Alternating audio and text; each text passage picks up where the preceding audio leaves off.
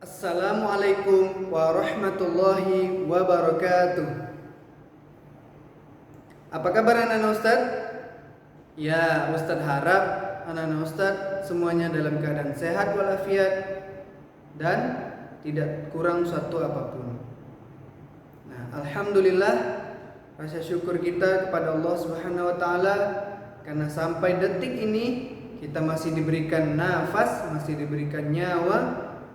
Walaupun mungkin beberapa saat yang lalu kita telah berbuat dosa, atau malam tadi kita baru berbuat maksiat, atau barusan kita melawan orang tua. Walaupun seperti itu, Allah tetap memberikan segala nikmat yang ada pada tubuh kita, agar kita bisa melanjutkan hidup kita. Nah, jadi jangan kita sia-siakan manfaat itu. Kita gunakan untuk beribadah. Selanjutnya salawat beriringkan salam kepada Nabi Muhammad sallallahu alaihi wasallam dengan ucapan Allahumma shalli ala Muhammad wa ala ali Muhammad. Semoga dengan seringnya bibir kita mengucapkan salawat kepada Nabi Muhammad, itu pula yang akan menjadi penolong kita di yaumil akhir kelak. Amin ya rabbal alamin. Nah, baiklah anak-anak Ustaz, kita lanjutkan pembelajaran kita di pertemuan ketiga. Ya. Sebelum memasuki pembelajaran, Ustadz akan menyampaikan sebuah ayat dari surah Yasin ayat 65 yang berbunyi A'udzu billahi minasyaitonir rajim. Bismillahirrahmanirrahim. Al-yawma nakhtimu ala afwahihim wa tukallimuna aydihim wa tashhadu arjuluhum bima kanu yaksibun.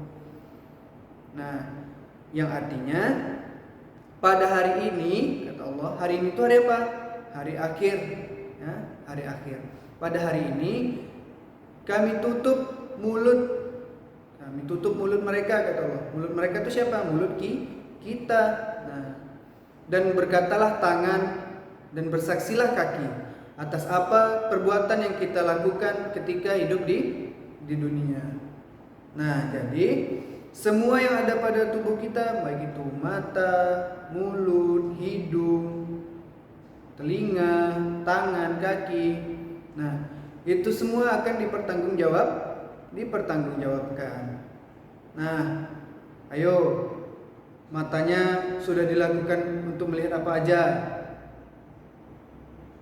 Nah, kalau bisa matanya digunakan untuk melihat yang baik-baik. Kalau ada yang tidak baik langsung dialihkan atau dihindari. Jangan sampai melihat yang tidak baik.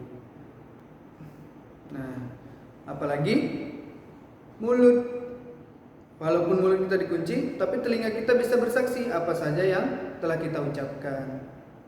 Nah, jadi gunakanlah nikmat pemberian Allah ini untuk melakukan hal yang baik, atau lebih utamanya untuk beribadah kepada Allah. Nah, baik anak-anak Ustaz, semoga anak-anak Ustaz faham apa yang Ustaz sampaikan. Nah, selanjutnya kita akan masuk ke materi kita. Mohon disimak ya. Baik anak-anak Ustaz. Nah, sekarang kita masuk ke materi Teknologi Informasi dan Komunikasi pertemuan ketiga.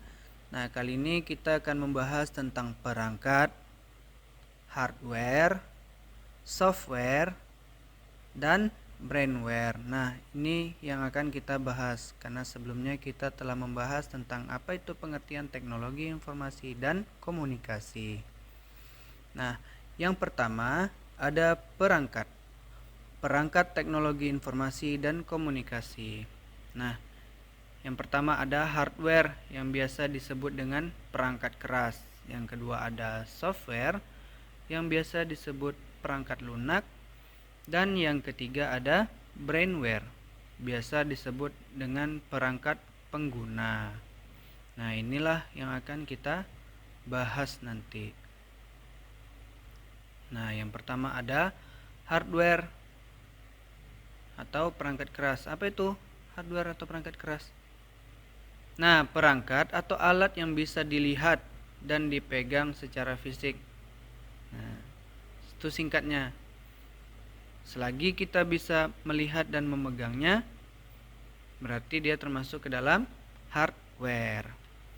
Nah, bukan berarti antum melihat batu, antum bisa pegang batu, dan batu termasuk hardware. Bukan itu maksudnya ya. Nah, maksudnya perangkat teknologi informasi dan komunikasi. Kemarin kita udah bahas kan apa itu teknologi informasi dan komunikasi.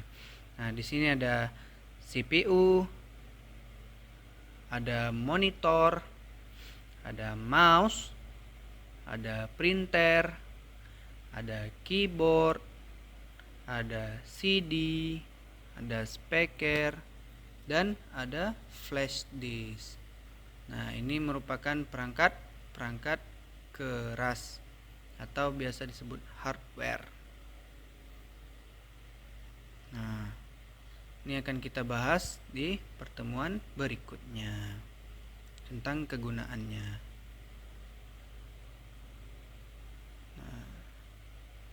Nah, selanjutnya ada software atau biasa disebut perangkat lunak. Nah, apa itu software atau perangkat lunak?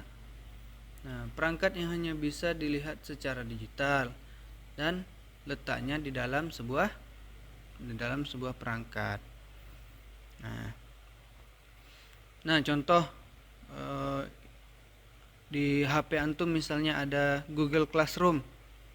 Nah, Google Classroom itu bagian dari software.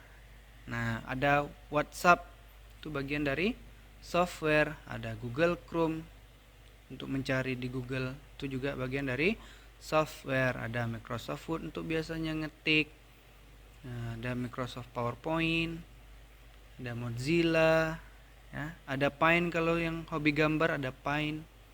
Nah, itu juga termasuk software. Selanjutnya kita bahas brainware atau perangkat pengguna. Apa artinya perangkat pengguna? Nah, perangkat pengguna yaitu perangkat atau orang yang menggunakan perangkat TIK, teknologi informasi dan komunikasi. Nah, ada user. User itu orang yang menggunakan komputer. Nah, kita kalau hanya pengguna seperti biasa, hanya untuk menggunakan, nama kita tergolong user. Dan juga ada developer. Developer itu pengembang. Nah, dulu gamenya misalnya ada game ular-ular. Nah, sekarang game cacing. Nah, itu kan bentuk sebuah pengembangan. Itu kita developer. Kalau desainer yang hobi mendesain, menggambar menggunakan komputer, itu kita termasuk desainer. Programmer, kita memprogram, membuat games atau membuat program, membuat WhatsApp, nah itu kita termasuk programmer. Dan network engineer atau teknisi jaringan. Kalau wifi di rumah antum rusak misalnya, nah itu biasanya network engineer. Nah, banyak lagi brainware lainnya. Yang kita bahas sekarang cukup 5 saja. Ya nak ya? Oke. Nah, ini untuk tugas. Ustadz punya 3 tugas yang Ustadz sematkan di video, 2 tugas lagi nanti di Google Form ya. Nah, yang pertama, apa itu hardware? Seperti yang sudah Ustadz jelaskan tadi. Apa itu software dan apa itu brainware. Nah, gunakan bahasa anak-anak Ustadz sendiri, jangan gunakan bahasa buku. Nanti kalau gunakan bahasa buku, terpaku dengan buku saja. Gunakan bahasa sendiri untuk menjawabnya ya nak ya. Oke. Nah, cukup sekian pertemuan kita.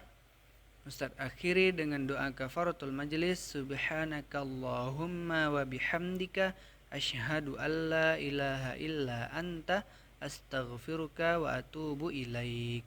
Assalamualaikum warahmatullahi wabarakatuh.